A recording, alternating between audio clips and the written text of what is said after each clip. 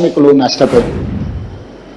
అంత కీలకమైన ముఖ్యమైన విషయం కాబట్టి ఈరోజు రాష్ట్ర ప్రభుత్వము ఒక మంత్రివర్గ ఉపసంఘాన్ని నియమించి ఉప ముఖ్యమంత్రి ఆర్థిక మంత్రి బట్టి విక్రమార్క గారిని, IT and industries minister Sridhar Babu గారిని, కార్మిక శాఖ మైనింగ్ శాఖ నిర్వహిస్తున్న మిత్రులు వివేక్ వెంకటస్వామి గారిని క్యాబినెట్ సబ్ కమిటీగా నియమించి స్టేక్ హోల్డర్స్ అందరితో, కార్మిక సంఘాలతో, అదేవిధంగా పరిశ్రమల తరఫున రిప్రజెంట్ చేస్తున్న ఆ సంఘాలతో చాలా వివరంగా చర్చించి వాళ్ళ ప్రతిపాదనలు తీసుకొని కార్మికుల వైపు నుంచి కూడా ఏ విధంగా కార్మికుల యొక్క హక్కులను కాపాడాలి అనేది చర్చించి ఈరోజు రాష్ట్ర ప్రభుత్వం నిర్ణయం తీసుకోవడం జరిగింది. కార్మికులలో 4 కేటగిరీల కింద ఈరోజు మనం కార్మికులను విభజించడం జరిగింది. Unskilled, semi skilled, skilled, highly skilled. అంటే కార్మికులలో 4 రకాల విభాగాలుగా విభజించడం జరిగింది.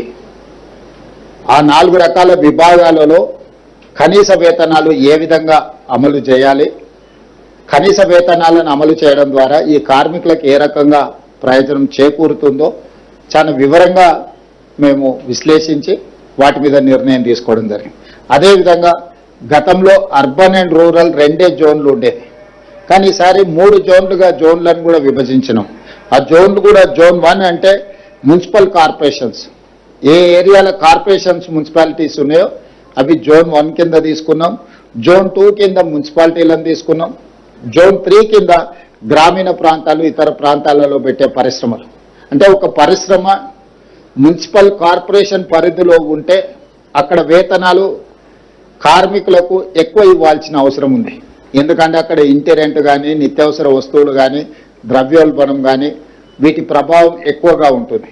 అదేవిధంగా మున్సిపాలిటీలో ఉన్నప్పుడు వాటికంటే కొంచెం తక్కువగా, గ్రామీణ ప్రాంతాల్లో ఉన్నప్పుడు ఇంకొంచెం తక్కువగా 3 రకాల జోన్లలో 4 రకాల కేటగిరీ కార్మికులను విభజించి స్పష్టంగా ఈరోజు ప్రభుత్వం నిర్ణయం తీసుకోవడం జరిగింది.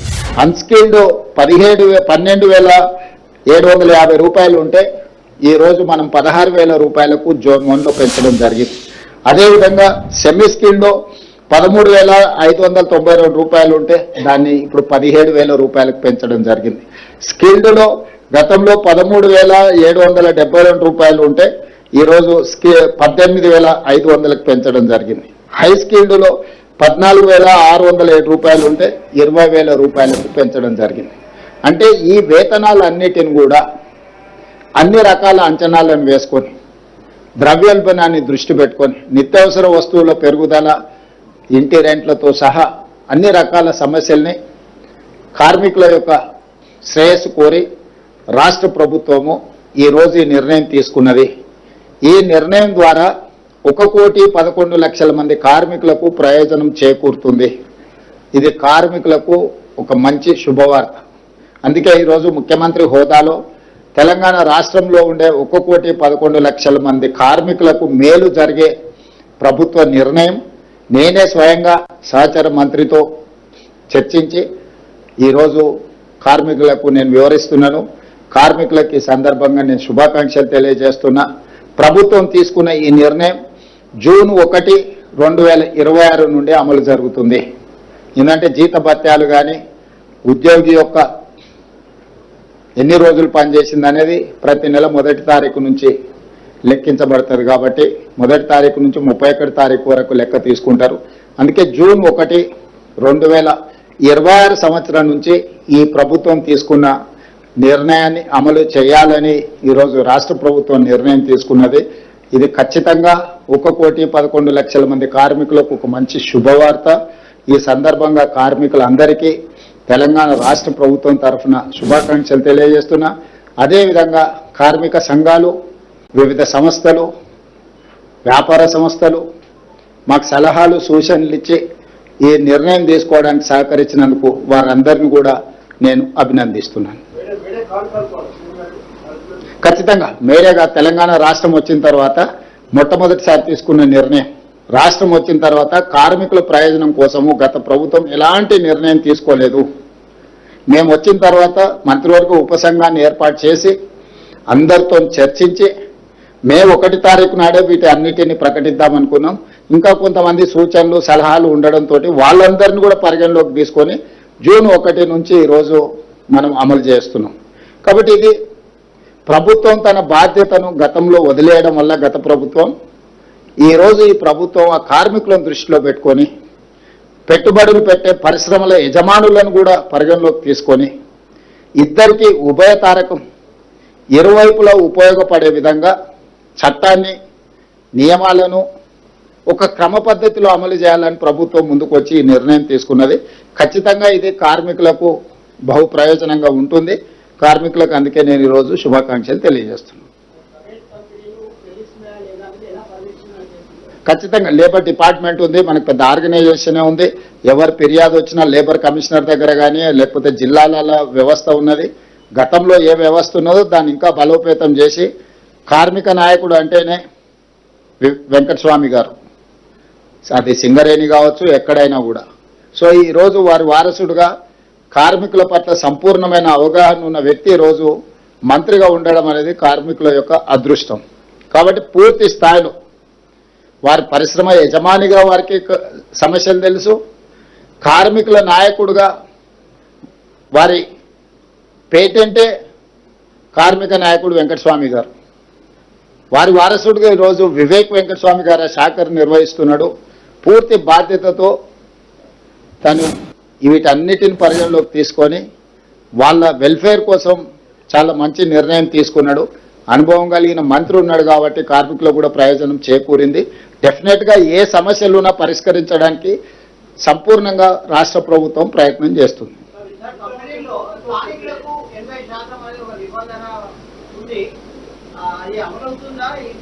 అంటే కొన్నిసార్లు ప్రభుత్వం నుంచి ఇన్సెంటివ్స్ తీసుకున్నప్పుడు ఈ నిబంధనలు మనం ఇన్సిస్ట్ చేయొచ్చు. నువ్వే సొంతంగా పెట్టుబడి పెట్టి నువ్వు సొంతంగా వ్యాపారం చేసినప్పుడు ఈ నిబంధనలు మనము వాళ్ళ మీద పెట్టాలి అన్నట్టు కొన్ని సమస్యలు వస్తాయి. ఇవి ఇంకా కొంచెం ఎలాబొరేట్గా చర్చ జరగాల్సిన అవసరం ఉంది. ఎవరైతే ఇక్కడ భూమియో లేకపోతే ట్యాక్సెసో లేకపోతే పన్నుల చెల్లింపు విధానంలో ఇతర విధానాలలో ఏమన్నా ప్రభుత్వం నుంచి లబ్ధి పొందితే వాళ్ళ పట్ల మనం ప్రభుత్వం ఏమైనా కొన్ని నిబంధనలు పెట్టడానికి అవకాశం ఉంది. సొంతంగా వాళ్ళ నిధులతోని వాళ్ళ ఆలోచనతోటి వాళ్ళు పరిశ్రమ పెట్టుకున్నప్పుడు కొన్ని నిబంధనలు పెట్టుబడులను ఆకర్షించడానికి ఇబ్బందిగా మారే అవకాశం ఉంది. దీన్ని ఇంకా కొంత విస్తృతంగా చర్చ చేయాల్సిన అవసరం ఉంది. ఏదేమైనా తెలంగాణ యువకులకు మొదటి ప్రాధాన్యత ఇవ్వాలని చెప్పి అనుమతులు ఇచ్చేటప్పుడే పరిశ్రమ యజమానులకు మేము చెప్తున్నాం. ఎందుకంటే మన దగ్గర అన్స్కిల్డ్ కానీ సెమీ స్కిల్డ్ కానీ స్కిల్డ్ కానీ హై స్కిల్డ్ కానీ మన దగ్గర ఉన్నంత యువత అందుబాటు రాష్ట్రంలోనే కాదు దేశంలో కూడా ఎక్కడా లేదు. సో ఇతర దేశాలకే మనము వీళ్ళందరినీ పంపించగలిగిన స్థాయిలో ఉన్నాం కాబట్టి అందుకే ఈరోజు మనం స్కిల్ యూనివర్సిటీ కానీ ఐటీఐలను ఏటీసీలుగా మార్చడం కానీ ఈరోజు పాలిటెక్నిక్ కాలేజీలను అప్గ్రేడ్ చేయడం కానీ ఇవన్నీ కూడా అందులో భాగమే. ఇప్పుడు మన టామ్కామ్ నుంచి కూడా ఇతర దేశాలకు జపాన్ జర్మనీ లాంటి దేశాలకు మన దగ్గర నుంచి మనం పంపించగలుగుతున్నామంటే ప్రభుత్వం కంప్లీట్గా బ్లూ కాలర్ జాబ్ల మీద ఫోకస్ పెట్టింది. వైట్ కాలర్ జాబ్స్ ఇప్పుడు ఏఐ రావడం వల్ల ఉద్యోగాలు పోయే పరిస్థితి ఉంది, ఉద్యోగ భద్రత లేని పరిస్థితి ఉంది. ప్రతిరోజు పేపర్లలో మనం చదువుతున్నాం ఏఐ వల్ల ఐటీ నిపుణులు చాలా మందికి చాలా దేశాలలో ఉద్యోగాలు కోల్పోతున్నాయి. కానీ అదే స్కిల్డ్ సెమీ స్కిల్డ్ ఈ బ్లూ కాలర్ జాబ్లకు ప్రపంచంలో విస్తృతమైన డిమాండ్ ఉంది. బ్లూ కాలర్ జాబ్లను ఏఐ రీప్లేస్ చేయలేదు, ఉద్యోగ భద్రత ఉంది.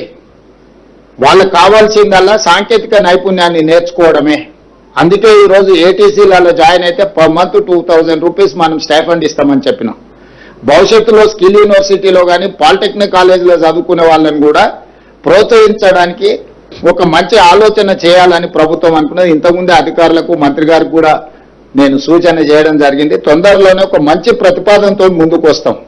నా సూచన కూడా యువతకి, మనం ఏదైనా పని నేర్చుకున్నా మనం ఏదైనా చదువుకున్నా మనకు ఉద్యోగం అన్న ఉండాలి, ఉపాధి అవకాశాలన్నా రావాలి. ఉద్యోగం రాని ఉపాధి అవకాశాలు లేని చదువులు చదవడం వల్ల ప్రయోజనం లేదు. ఒకప్పుడు ఐటీ నిపుణులకు విపరీతమైన ఉద్యోగాల అవకాశాలు ఉండడం వల్ల ప్రతి కుటుంబంలో ప్రతి గ్రామంలో అమెరికాకి వెళ్ళి ఉద్యోగాలు చేసే పరిస్థితి ఉండే. ఈరోజు అమెరికాలో సంస్థలు ఆర్టిఫిషియల్ ఇంటెలిజెన్స్ యుగంలో కోట్లాది మంది ఉద్యోగాలు కోల్పోయే పరిస్థితి వచ్చింది. వాళ్ళు తిరిగి వెనక్కి మళ్ళీ మన రాష్ట్రానికో మన గ్రామాలకు వచ్చే పరిస్థితి ఉంది. అందుకోసమే ఈరోజు యువతకు నేను సూచన చేస్తున్నా, ఇంతకాలం మనం చదువుకున్న చదువు అమెరికా లాంటి దేశాలలో మనం ఉద్యోగాలు చేసుకోవడానికి ఉపయోగపడ్డది.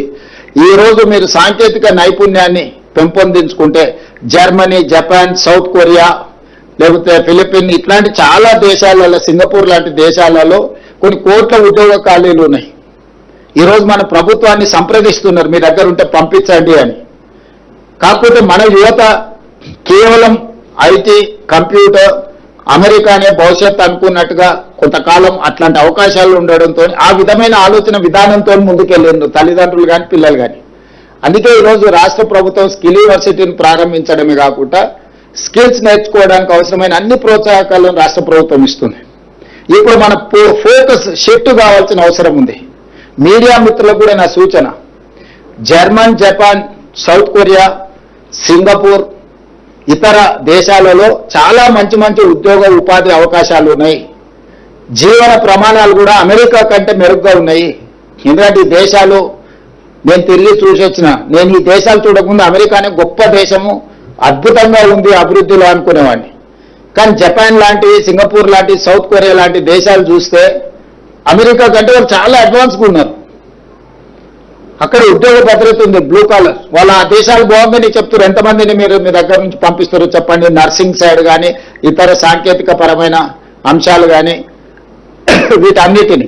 అందుకే ఈరోజు మన యువతకి నేను సూచన చేస్తున్నా, మీరు ఫోకస్ షిఫ్ట్ చేయండి.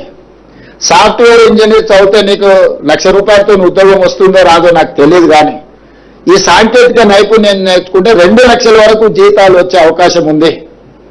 మంచి ఆ దేశాలలో ఉన్న వెదర్ కానీ, అక్కడ ప్రజలు కానీ, అక్కడ ఉన్న వాతావరణం కానీ చాలా చాలా అనుకూలంగా ఉన్నది. అందుకే వాళ్ళకు Germany language, Japanese language, Korean language అన్ని కూడా నేర్పడానికి ఈరోజు ప్రభుత్వం ఏర్పాట్లు చేస్తుంది, ఒప్పందాలు చేసుకున్నాం. మేము ఈ మధ్యకాలంలో స్కూల్ టీచర్లను కూడా ఇతర దేశాలకు పంపించినాం. మంచి ఎడ్యుకేషన్ విధానాలు ఎట్లున్నాయో మీరు చూసి రాపోండి అని. భవిష్యత్తులో ఏటీసీలో పనిచేసే వాళ్ళను, పాలిటెక్నిక్లో పనిచేసే వాళ్ళను, స్కిల్ యూనివర్సిటీలో పనిచేసే వాళ్ళను కూడా ఇతర దేశాలు ఏ విధంగా, ఇప్పుడు చైనా కానీ, జపాన్ కానీ, జర్మనీ కానీ, సౌత్ కొరియా కానీ, సింగపూర్ కానీ, వీళ్ళందరికీ ఎవరికి 80% ఇంగ్లీష్ రాదు, కానీ వాళ్ళు ప్రపంచాన్ని ఈరోజు శాసిస్తున్నారు. ప్రపంచాన్ని ఎందుకు శాసిస్తున్నారంటే సాంకేతిక నైపుణ్యం ఉన్నది, పరిశ్రమలు పెట్టినరు, ఉద్యోగ ఉపాధి అవకాశాలు కల్పించారు. ప్రపంచ అవసరాలన్నీ ఈ 4-5 దేశాలే తీరుస్తున్నాయి. అమెరికా కన్జ్యూమర్ కంట్రీనే, అమెరికాలో ఉత్పత్తి జరగదు. చైనాలోనో, జపాన్లోనో, జర్మనీలోనో, సౌత్ కొరియాలోనో, తైవాన్లోనో ఉత్పత్తి చేస్తే వస్తువులను వాటిని అమెరికా వినియోగిస్తుంది. అమెరికా సంస్థకు సంబంధించిన బ్రాండ్ మాత్రమే దేశాలకు అవసరం. యాపిల్ అంటే అమెరికన్ బ్రాండ్. ఆ బ్రాండ్ తీసుకొచ్చి తైవాన్లోనో, చైనాలోనో, లేకపోతే హైదరాబాద్లో ఫాక్స్కాన్ తయారు చేస్తుంది. పెద్ద బ్రాండ్ అమెరికా దేశంలో ఉంది, కానీ ఉత్పత్తి అనేది ఈ దేశాలలో ఉంది. సో ఈ దేశాలకు ప్రత్యామ్నాయంగా మనం తెలంగాణను తీర్చిదిద్దుకోవాలనే మన ప్రయత్నం. మన యువత కూడా 2026లో ఓరియంటేషన్ షిఫ్ట్ అవ్వాల్సిన అవసరం ఉంది. 2000 సమయంలో మనకు కంప్యూటర్ నేర్చుకున్న, ఐటీ ఇంజనీరింగ్లో చదువుకున్న, కంప్యూటర్ సైన్స్ చదువుకున్న మనకు ఉద్యోగం వస్తుంది, అమెరికాకి వెళ్ళొచ్చాను, ఒక భద్రత కనిపించేది, ఒక ప్రోత్సాహకము కనిపించేది. 25 సంవత్సరాల తర్వాత ప్రపంచంలో పెనుమార్పులు వచ్చినాయి. ఆ పెనుమార్పులు ఏఐ తుఫాన్లో అమెరికాని కొట్టుకుపోయే పరిస్థితి వచ్చింది. కంపెనీలు, యజమానులు లాభసాటిగా ఉన్న ఆ దేశ ఆర్థిక వ్యవస్థ అభివృద్ధి చెందుతుంది. కానీ ఆ దేశంలో ఉన్న ఉద్యోగ ఉపాధి అవకాశాలను నమ్ముకొని ఆ దేశానికి వెళ్ళిన లక్షలాది తెలంగాణ పిల్లలకు నిరుద్యోగ సమస్య ఈరోజు ఎదుర్కొనే పరిస్థితి ఉంది. అందుకే మన రాష్ట్రంలో ఉన్న యువకులకు నా సూచన, మీరు బ్లూ కాలర్ సాంకేతిక నైపుణ్యం స్కిల్ నేర్చుకోండి. 100% మీకు ఉద్యోగ భద్రత ఉన్నది, మీ జీవితం గొప్పగా ఉంటుంది. ఉపాధి అయినా మీరు ఎత్తుక్కోవచ్చు, ఉద్యోగమైనా మీకు దొరుకుతుంది. కాబట్టి మన ఓరియంటేషన్ని మార్చుకోవాల్సిన అవసరం ఉంది. దానికి మీడియా సహకారం కూడా అవసరం ఉన్నది. మీరందరూ కూడా ఈ వైపుగా కొంత అవగాహన కల్పించడానికి ప్రభుత్వం ఏవేవైతే నిర్ణయాలు తీసుకుంటుందో వాటిని కూడా ప్రచారంలో కల్పించి, ఒకప్పుడు గల్ఫ్ కంట్రీస్కి పోవడానికి ఏజెంట్ల చేతుల్లో మోసపోయేది. ఇప్పుడు ప్రభుత్వమే అన్ని వ్యవస్థలు ఏర్పాటు చేయాలనుకుంటుంది.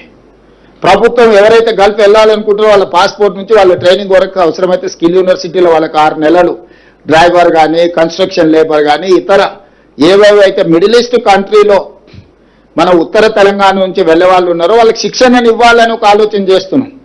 శిక్షణతో పాటు వాళ్ళకి పాస్పోర్ట్కి అవసరమైన సహకారం, అప్లికేషన్ ఎట్లా పెట్టుకోవాలి, పోలీసు వెరిఫికేషన్ ఎట్లా చేయించుకోవాలా, వాళ్ళకి సంబంధించిన వివరాలు ఏ విధంగా పొందుపరిచి పాస్పోర్ట్ తీసుకోవాలి, ఈ సాంకేతిక నైపుణ్యం శిక్షణ పొందిన వాళ్ళు మా దగ్గర ఉండని ఆయా దేశాలలో ఉన్న కంపెనీలకు కమ్యూనికేట్ చేసి ఆ దేశంలో ఎంత లేబర్ ఎలాంటి వాళ్ళ అవసరం ఉందో కూడా వాళ్ళ ఇండెంట్ వాళ్ళకి ఏం కావాలో తెప్పించుకొని ఆ ప్రకారం మనం ఇక్కడి నుంచి పంపిస్తే ఇక్కడి నుంచి వెళ్ళే కార్మికుడికి కనీస వేతనం వస్తుంది, ఉద్యోగ భద్రత ఉంటుంది, లైఫ్లో ఏదైనా ప్రమాదం జరిగితే ఇన్సూరెన్స్ లాంటి కవరేజ్ ఉంటాయి. ఆ కంపెనీలు వాళ్ళని ఏమైనా చేస్తే ప్రభుత్వం కూడా ఆ ప్రభుత్వంతో మాట్లాడి ఆ కార్మికునికి రక్షణ కల్పించడానికి అవకాశం ఉంటుంది. సో దీన్ని ఇన్స్టిట్యూషనలైజ్ చేయాలని మేము ఆలోచన చేస్తున్నాం. తొందరలోనే ఒక మంచి పాలసీతో ముందుకు వస్తాం. గతంలో గల్ఫ్ కార్మికులు చచ్చిపోతే శవాన్ని కూడా తెచ్చే అవకాశం లేకుండా అక్కడనే వదిలేసుకునే పరిస్థితి. కానీ గల్ఫ్లో చనిపోయిన కార్మికులకు 5 లక్షల రూపాయల బీమా ఇచ్చి వాళ్ళ కుటుంబ సభ్యుల దగ్గరికి ప్రమాదవశాత్తు ఎవరైనా చనిపోతే ఆ శవాన్ని తీసుకురావడమే కాకుండా దాన సంస్కారాల నుంచి ఒక 5 లక్షల రూపాయలు చనిపోయిన కార్మికుడు ఇచ్చే వ్యవస్థ మనం తీసుకొచ్చినాం. అట్లా చాలా మంది కార్మిక కుటుంబాలకు ఈరోజు మనం సహాయాన్ని అందించినాం. కానీ ఆ దురదృష్టకరమైన పరిస్థితి ఎవరికి రావద్దు. ఏజెంట్ల చేతులు ఎవరు మోసపోవద్దు. గత 40-50 సంవత్సరాలుగా జగిత్యాల, కరీంనగర్, సిరిసిల్ల, కోరుట్ల ఈ ప్రాంతంలో పోయిన కార్మికులు చాలా మంది ఏజెంట్ల చేతుల్లో మోసపోయిన వాళ్ళు ఉన్నారు. ఏజెంట్లు పడగలకెత్తారు, పెద్ద పెద్ద పదవులకు వచ్చారు. గల్ఫ్ ఏజెంట్లు ఏజెంట్లు బాగా పెద్ద అభివృద్ధి పదం వైపు పోయినారు, కానీ కార్మికులు మాత్రం నష్టపోతున్నారు. అందుకే ఏజెంట్ల చేతుల్లో మోసపోకుండా తెలంగాణ ప్రజల్ని కాపాడాలని ఈరోజు ఒక మంచి విధానంతో ముందుకు వస్తున్నాం. మీ అందరి సహకారం కూడా ఉండాలి.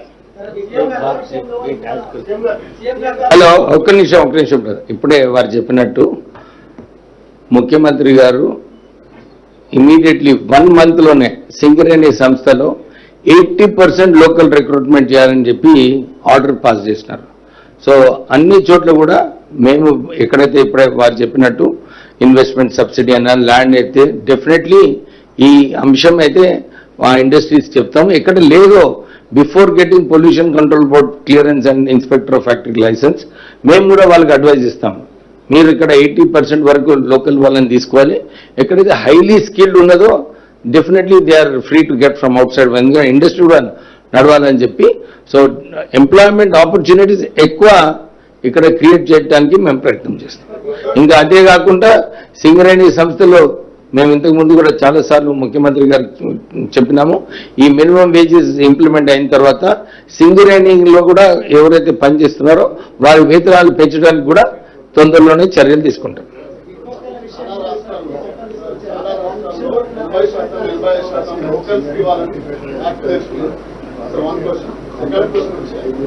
ఇప్పుడున్న ఇండస్ట్రీస్ ఏదైతే ఎస్టాబ్లిష్మెంట్ చేస్తుందో చాలా మందికి ఇప్పుడున్న ఐటీఐ కోర్సెస్ మీరు కొత్తగా దిగేయడం తీసుకొచ్చేస్తారు. ఇండస్ట్రీస్ కి ఏ స్కిల్ ఆఫ్ పీపుల్ కావాలని కోర్సెస్ వాళ్ళ దగ్గర అబ్జర్వేషన్ తీసుకోవాలి. ఎవరికి వాళ్ళకి కొలాబరేషన్ లో క్యాంపస్ ప్లేస్మెంట్ చేసుకోవడం లేదు. బట్ ఈ లాస్ట్ 3 years లో there is no proper development in the department. మీరు you come will have one chat. కానీ మీ అందరికి తెలవాలి, సార్ వచ్చిన తర్వాత 65 ఐటీఐలు ఏదైతే ఉన్నాయో ఇవన్నీ అప్గ్రేడేషన్ కోసము టాటాస్తోనే we already agreement to 4,000 crores ఖర్చు పెట్టి ఈ 65 ఐటీఐస్ అన్ని కూడా అప్గ్రేడ్ చేయడం జరిగింది. దాంతోపాటు ఇంకా 56 ఏటీసీస్ ఇతర నియోజకవర్గాలలో ఎక్కడైతే ఐటీఐస్ లేవో అవి కూడా శాంక్షన్ అనేది త్వరలోనే పనులు స్టార్ట్ అవుతాయి. సో ఫర్ ఆల్ దీస్ 119 ఏటీసీస్కి కొత్త కోర్సెస్, ఎందుకంటే మేము సిఐతో చర్చించినాం లాస్ట్ టైం 4th సిటీలో ముఖ్యమంత్రి గారు ఏదైతే అన్నారో $3 trillion ఎకానమీ చేయాలని చెప్పి అక్కడ ఇండస్ట్రియలిస్ట్ వచ్చినప్పుడు వారితో కూడా మేము చర్చించినాం. ఒక రౌండ్ టేబుల్ ఉండే, మీకు గుర్తు రావట్లేదు కానీ ఆఫ్టర్నూన్ ఒక రౌండ్ టేబుల్ ఉండే. ఆ రౌండ్ టేబుల్లో వాట్ కైండ్ ఆఫ్ జాబ్స్ ఏమి వారికి ఉపయోగపడుతుంది అని చెప్పి వాళ్ళతో చర్చించుకొని మేము కోర్సెస్ కూడా మాడిఫై చేస్తున్నాం ఈ ITSలో. So in the next 2 years మీకు ఏదైతే స్కిల్డ్ లేబర్ బయటకు వస్తుందో ఈ ATCs నుంచి అద్భుతమైన స్కిల్స్ వస్తాయి. ఇండస్ట్రీకి రెడీమేడ్ వర్క్ ఫోర్స్ ఇవ్వడానికి మేము చర్యలు తీసుకోవడం జరిగింది.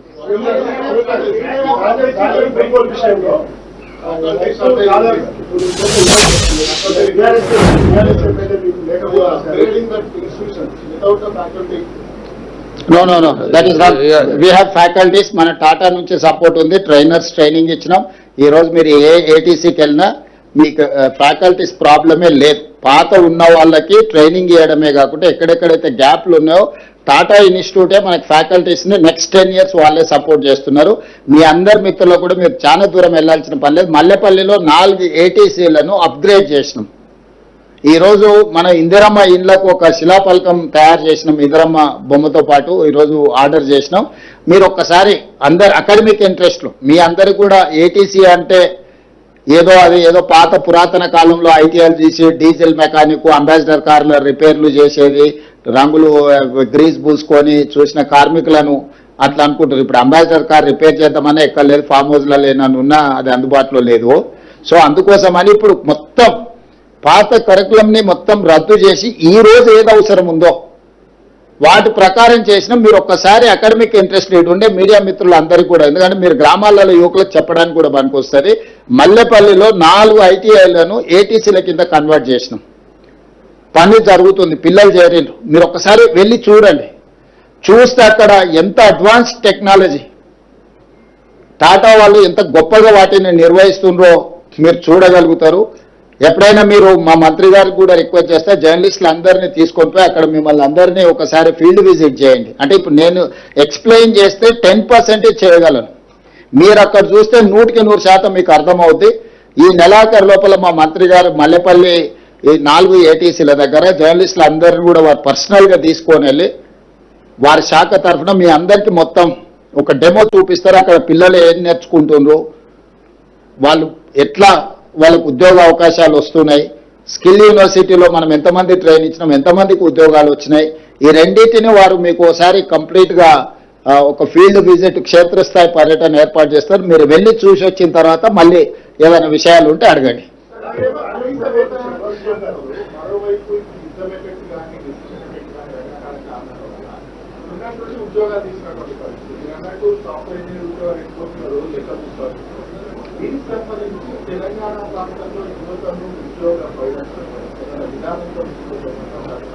ఈ విధానమే అదే నేను చెప్పేది. అదే యుద్ధానికి లేకపోతే ద్రవ్యోల్బణానికి లేకపోతే పెట్రోలియం బేస్డ్ ఏవైతే ఉన్నాయో వాటికి సమస్య ఉంది. స్కిల్డ్ ఉన్న వాళ్ళకి సమస్య లేదు. ఒక క్రైసిస్ వచ్చినప్పుడు క్రైసిస్ను ఖచ్చితంగా మనం అడ్రస్ చేయాల్సిందే, ఫేస్ చేయాల్సిందే. సో ఈరోజు మనం యుద్ధంలో ప్రత్యక్షంగా పాల్గొనకపోయినా పరోక్షంగా దాని ప్రభావం మన మీద ఉన్నది. దేశ ప్రజలందరూ దాన్ని ఎదుర్కోవాల్సిందే.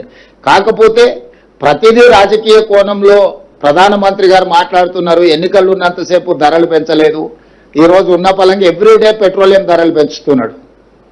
అంటే వారికి యుద్ధమైనా ప్రజల యొక్క సమస్యలైనా రాజకీయ కోణంలోనే వారు చూస్తారు.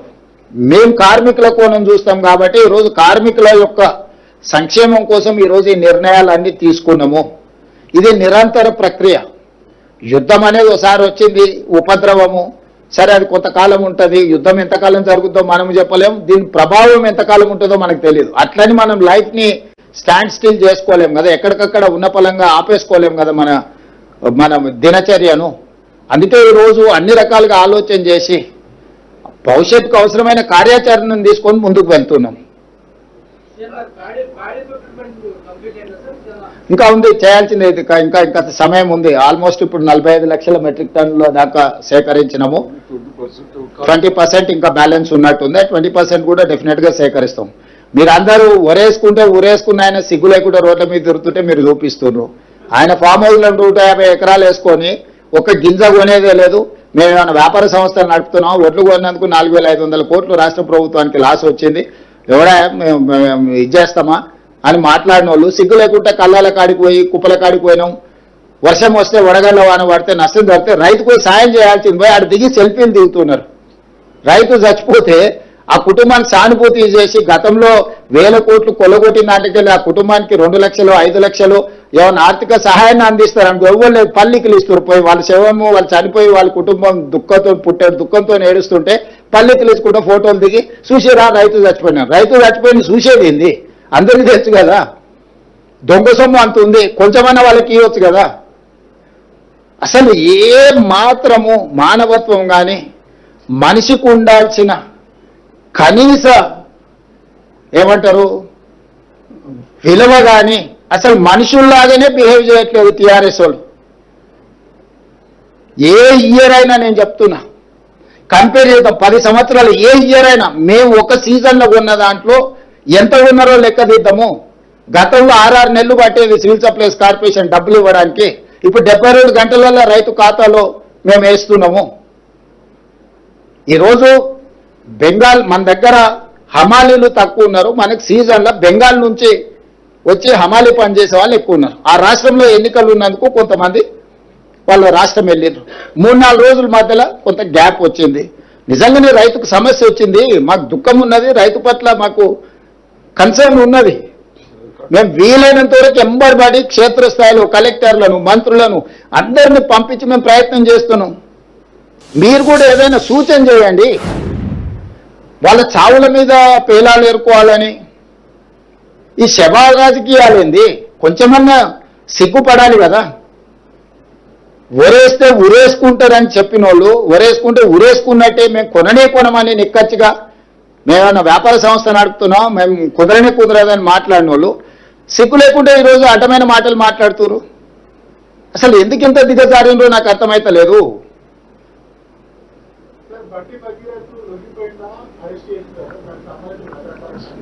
మా పోలీసులు స్పష్టంగా అరెస్టు చేసినామని చెప్పిండ్రు.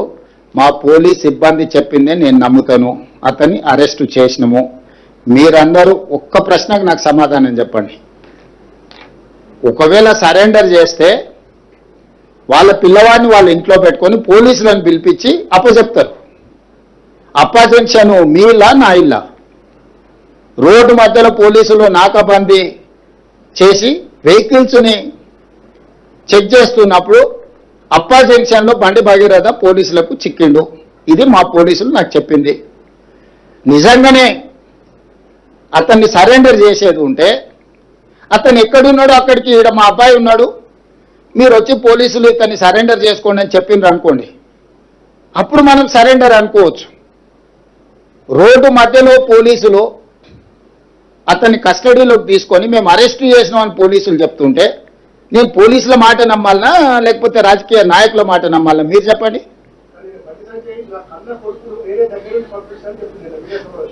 నేను అనేది ఏంటంటే అతను దగ్గరుండే పంపించి ఉండొచ్చు, నేను దగ్గర ఉన్నాడా లేడా అనేది నేను గవా కాదు. అతను ఏం చెప్తే అదే నిజం. ఏంటంటే వాళ్ళిద్దరు ఒక దగ్గర ఉన్నారా లేదా, 5 రోజులు అబ్స్కాండ్ అయినప్పుడు తండ్రి కొడుకులు ఒకే ఇంట్లో ఉన్నారా లేరా, ఇది కాదు కదా. మేము వివాదం నుంచి అన్ని ఫిర్యాదులో ఉన్న అంశాలను అన్నిటినీ చాలా సిస్టమేటిక్గా విశ్లేషించుకొని కంప్లైంట్ వచ్చిన వెంబడే ఎఫ్ఐఆర్ చేసి ఒక పద్ధతి ప్రకారం ఈరోజు ప్రభుత్వం చర్యలు తీసుకున్నది. మా చర్యల్ని ప్రజలు కానీ కోర్టు కానీ ఎవరు తప్పుపట్టలే. కేటీఆర్ జడ్జిగా, ఆర్ఎస్ ప్రవీణ్ కుమార్ ఐఓగా ఈయన విచారణ చేసిండు, ఆయన శిక్ష విధించేసిండు. అసలు ఏం సిగ్గు కూడా పడారంటే అసలు ఇంత సిగ్గు తప్పిపోయింది వీళ్ళనంటే నాకు అర్థమే అవుతలేదు. ఇప్పుడు ప్రభుత్వానికి పోలీసులకు చట్టాలు ఉన్నాయి. ఫోక్సో కేసులా ఫిర్యాదు రాగానే ఎఫ్ఐఆర్ చేయాలా? 0 మీద ఎఫ్ఐఆర్ చేసినావు. ఎఫ్ఐఆర్ చేసిన తర్వాత పేరెంట్ స్టేట్మెంట్ చేసినావు. 24 అవర్స్లో అమ్మాయి స్టేట్మెంట్ రికార్డ్ చేయాలి. ఆ ప్రకారం చేసుకుంటే అమ్మాయి దగ్గర కోర్టు దగ్గరికి తీసుకెళ్లి 164 స్టేట్మెంట్ చేయాలి. ఇది సెన్సిటివ్ కేసు. ఫోక్సో కేసులో ఎవరి వివరాలు చెప్పడానికి లేదు. వాళ్ళలాగా రోడ్డు మీద వాడు మాట్లాడితే ఆ కుటుంబాల వేదన, ఆ అమ్మాయి కుటుంబానికి ఎంత ఆవేదన ఉంటుంది. వీళ్ళు అడ్డగోలుగా ఇచ్చేసి ఆ అమ్మాయి ఫోటోలు పెట్టి, ఆ అమ్మాయి తల్లిదండ్రుల ఫోటోలు పెట్టి, అసలు కేటీఆర్ అనేటోడు అసలు మనిషా? ఎవడన్నా మనిషి ఇట్లా వ్యవహరిస్తాడానికి? రాజకీయాలు కావాలంటే ఎన్నికల్లో కొట్లాడు.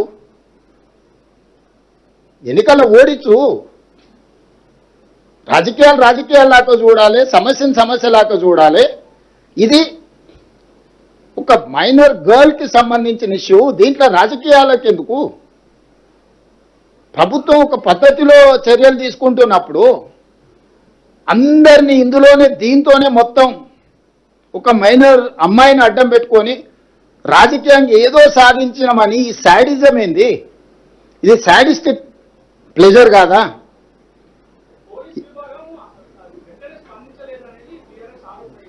నేను అదేనా చెప్పేది, వాళ్ళ గురించే ఇప్పటి దగ్గర చెప్పింది. శాడిస్ట్ అని నేను చెప్తుంటే మళ్ళీ నువ్వు ఇంకేదో కొత్తది అడుగుతావేంది?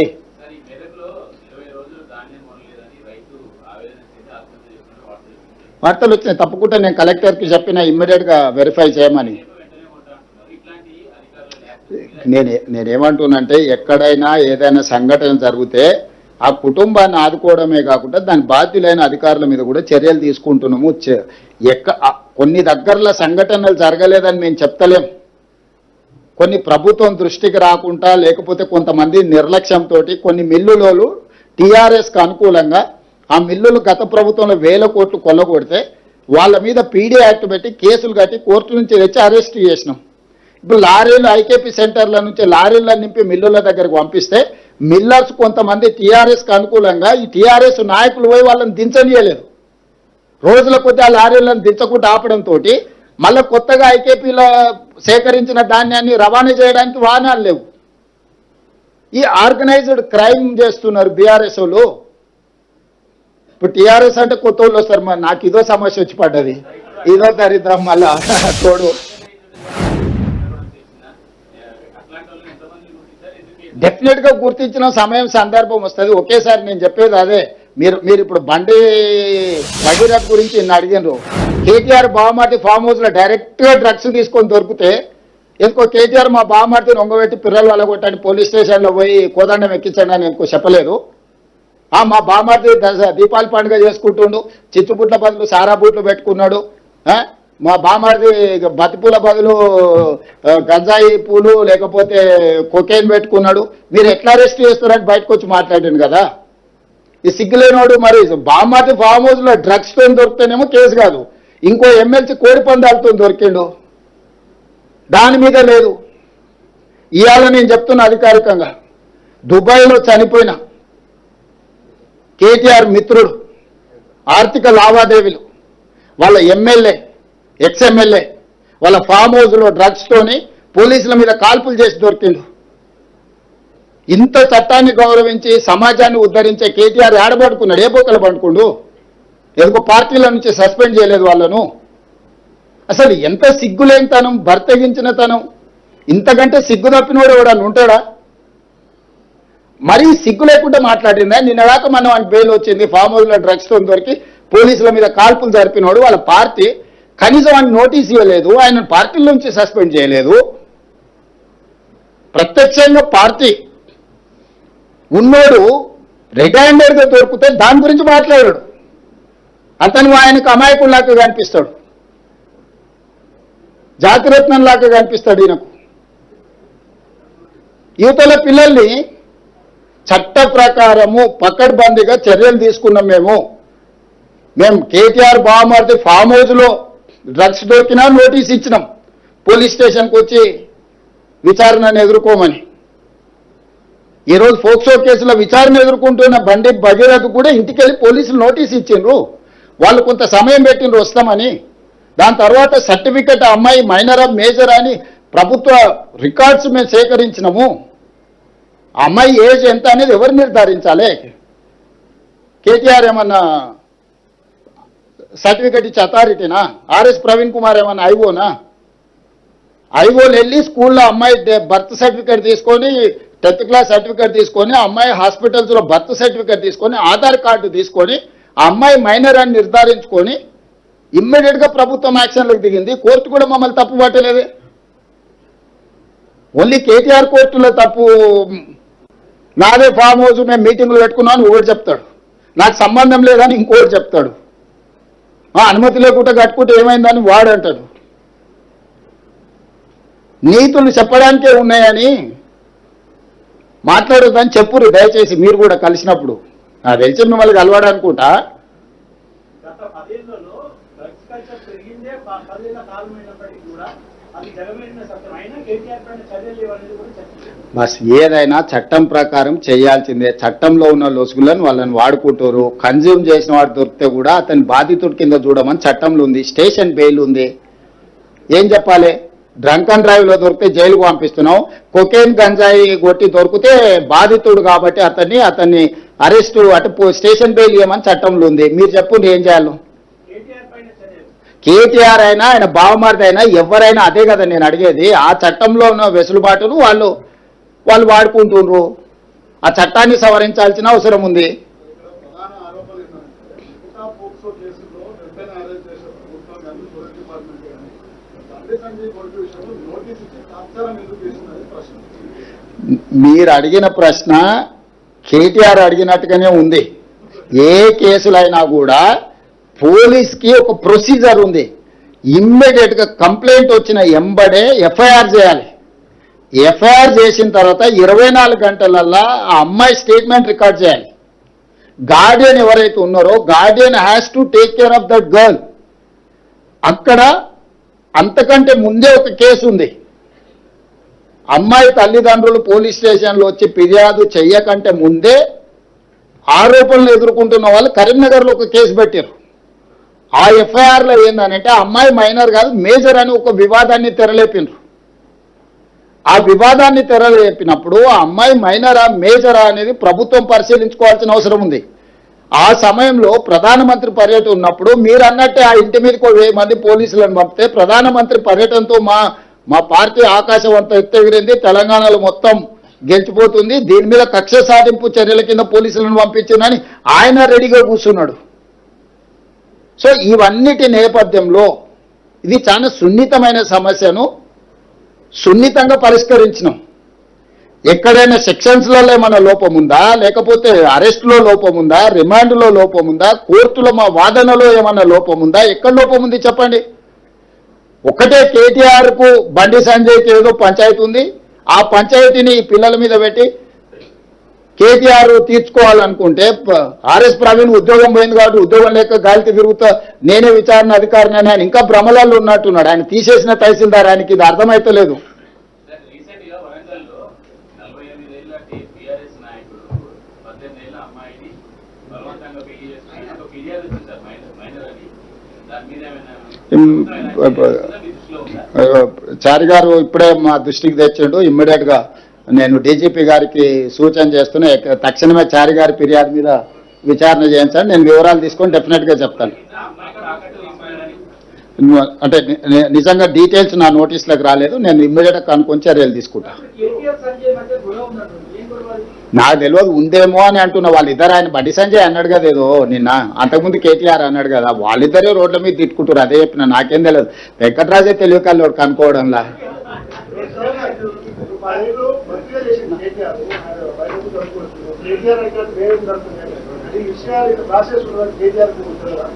ఇప్పుడు ఆయనకు లేడీకి లేచిందే పరగాని కేటీఆర్ ఏదనుకుంటే అదే అనుకుంటాడు. కలువకుంటా రాజ్యాంగం అనుకుంటుండు. వాళ్ళ నాయన దిగిపోయి చాలా రోజులైంది, వాళ్ళ నాయన అర్థమై ఫామ్ హౌస్లో వండుకున్నాడు అని ఆయనకు అర్థమైతలేదు. ఈయన చెప్పింది నిజమైతే వాళ్ళ నాయన ఎందుకో స్టేట్మెంట్ ఇవ్వలేదు. ఒక మైనర్ గర్ల్కి అన్యాయం జరిగితే లీడర్ ఆఫ్ అపోజిషన్ ఎక్కడ పడుకుండు, ఏడ నిద్రపోతుండు? బయటకు వచ్చి మాట్లాడడానికి ఒకవేళ శక్తి లేకపోయినా ప్రెస్ నోట్ అయినా రిలీజ్ చేయాలి కదా. పార్టీ మీటింగ్లో పక్క పార్టీ వాడు వస్తేనో జగిత్యాల పోయేస్తాడు. కానీ ఇంత మేజర్ ఇన్సిడెంట్ రాష్ట్రంలో జరిగితే ప్రధాన ప్రతిపక్ష నాయకుడు ఎక్కడికి పోయిండు? స్పందించాడా? ఆయనకు బాధ్యత లేదా? మీరు ఎప్పుడన్నా అడిగినరా ప్రతిపక్ష నాయకుడు ఏం చేస్తున్నాడు? ఒక మైనర్ గర్ల్కి ఇంత అన్యాయం జరిగితే స్పందించాలి, ఆ బాధిత కుటుంబానికి అండగా నిలబడాలి ప్రతిపక్ష నాయకుడు. 10 ఏళ్ళు ముఖ్యమంత్రి ఉన్న చంద్రశేఖరరావు అధికారం ఉంటేనే బయటకు వస్తావా లేకపోతే ఫామ్ హౌస్లో పండుకుంటావా అని ఎందుకు ఒక్కరన్నా మీరు అడగకపోతే?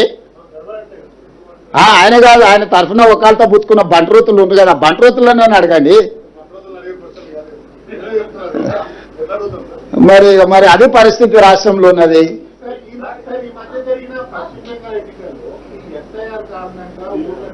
నేను ఇక దాని మీద నిదానంగా మాట్లాడుకుందాం. Thank you. సుప్రీంకోర్టు ఒక్క నిమిషం.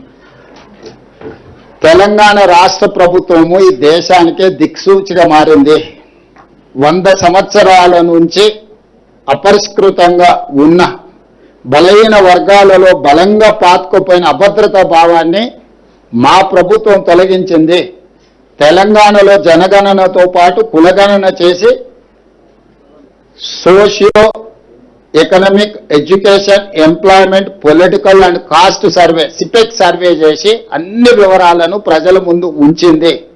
వాళ్ళ రాజకీయ, ఆర్థిక, సామాజిక స్థితిగతులను అన్నిటిని కూడా స్టడీ చేసి ఒక నివేదిక ఇస్తే కేంద్ర ప్రభుత్వం దాన్నే కాపీ కొట్టి ఇప్పుడు జనగణనలో కులగణన పొందుపరచాలని నిర్ణయం తీసుకుంటే సుప్రీంకోర్టుకి వెళ్ళడం జరిగింది. సుప్రీంకోర్టు కూడా తెలంగాణ చేపట్టిన ప్రక్రియను, విధానాన్ని ఆమోదించింది. ఈరోజు భారతదేశానికి దిక్సూచిగా జనగణనలో కులగణన చేపట్టాల్సిందే అని సుప్రీంకోర్టు ఎండార్స్ చేయడం ద్వారా మేము చేసిన ప్రక్రియ చాలా మంచి ప్రక్రియ అని అత్యున్నత న్యాయస్థానం నిర్ణయించింది. ఇప్పటికైనా వివిధ రాష్ట్రాలలో కేంద్ర ప్రభుత్వానికి నా డిమాండ్ నరేంద్ర మోడీ గారికి తక్షణమే జనగణనలో కులగణనను చేర్చి ఈ దేశంలో ఏ జనాభా ఎంతున్నారో లెక్కలు తీసి సంక్షేమంలో, అభివృద్ధిలో, ఉద్యోగ ఉపాధి అవకాశాలలో వాళ్ళకి సముచితమైన స్థానాన్ని కల్పించాల్సిందిగా మేము డిమాండ్ చేస్తున్నాము. ఈ దేశానికి దశ దిశ దిక్సూచి జనగణనలో కులగణన తెలంగాణ రాష్ట్ర ప్రభుత్వము. మేము గర్వపడుతున్నాము.